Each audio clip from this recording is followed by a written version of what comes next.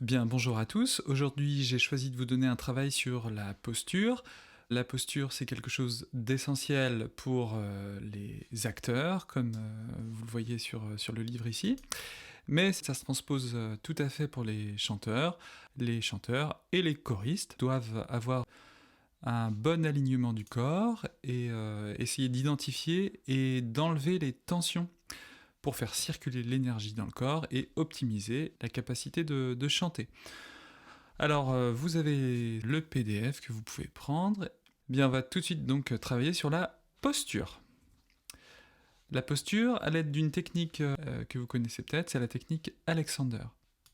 Bien, je vous laisse prendre connaissance des trois paragraphes, celui-ci, celui-ci et celui-ci, et on se retrouve ensuite. Donc vous pouvez mettre pause sur la vidéo et on se rejoint après.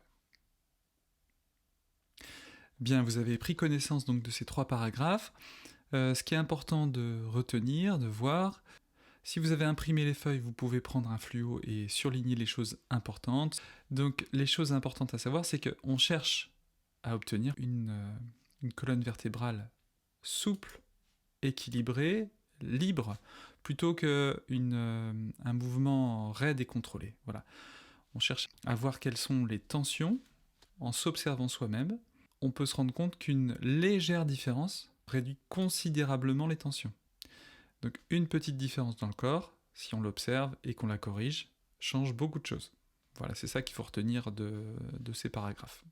Aujourd'hui, vous allez faire 4 exercices.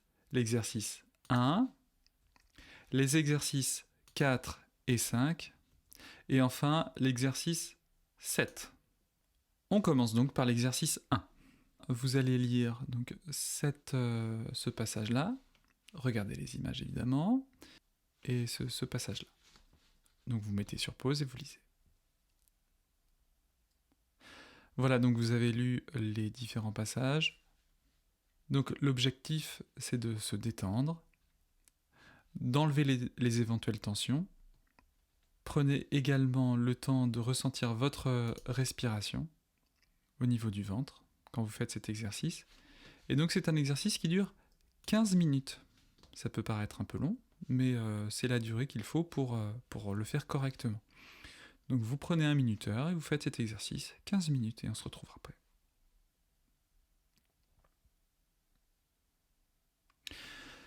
Vous avez donc fait cet exercice, probablement vous vous sentez vraiment plus détendu et plus fort. Alors vous pouvez vous étirer et bâiller, bien ouvrir la gorge, voilà. Et on va passer à la partie force et équilibre, endurance et souplesse. Les deux exercices, le bébé dans le berceau et le bébé qui roule, ils cherchent à améliorer donc la souplesse, mais aussi à combattre les inhibitions, le laisser aller. Parfois quand on fait, parfois quand on fait des exercices du style ou des gestes, c'est aussi dans le même but de combattre les inhibitions, c'est-à-dire bien de se laisser aller et d'oser faire les choses.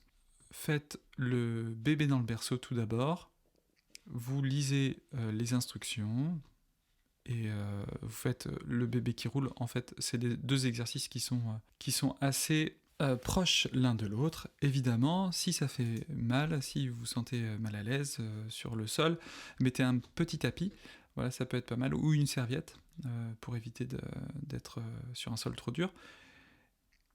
Et si vous ressentez une douleur, arrêtez l'exercice, évidemment.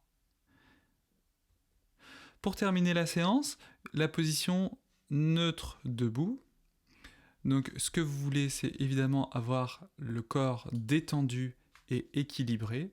Vous ne voulez pas vous sentir tendu. C'est un peu la notion du jour. Donc s'observer soi-même, être à l'écoute de son corps pour sentir la détente et pour relâcher les tensions. Habituellement, on ne passe pas autant de temps à faire cet exercice de posture. C'est un exercice qu'on fait très rapidement. Mais aujourd'hui, vous pouvez prendre le temps de vraiment approfondir cet exercice de la posture, cette sensation du corps, et voilà, le faire encore plus que d'habitude pour bien intégrer les choses. Donc je vous laisse faire cet exercice, prenez connaissance des instructions et on se retrouve après.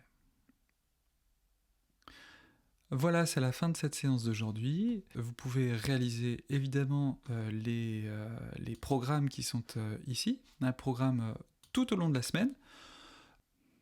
Ça vous fera encore plus progresser si vous le faites tous les jours et sérieusement.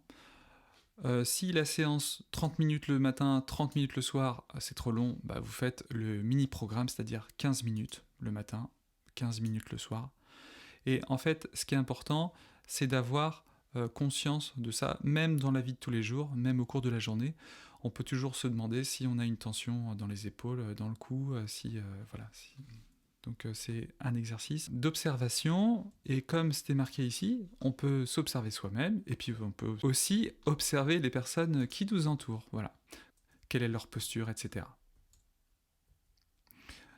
Pour ceux qui le souhaitent, j'ai mis des documents en dessous. Alors, ça ne concerne pas le chant directement, mais en fait, c'est des choses qui peuvent être vraiment transposées. Hein, par exemple, les 10 conseils simples pour gagner plus de vitalité, de conscience scénique et de maîtrise. Bah, c'est des choses qui sont importantes pour les musiciens, d'avoir de la vitalité. La conscience scénique, hein, c'est comme quand on marchait dans toute la salle la semaine dernière et que je frappais des mains pour se retourner. On a conscience de l'espace, c'est important, et la maîtrise. Et puis boire de l'eau, c'est important, même si on fait ni musique, ni théâtre. Voilà. Allez, je vous souhaite une bonne semaine, travaillez bien ces exercices, et on se retrouve jeudi pour travailler les morceaux de Queen. Voilà, bonne journée.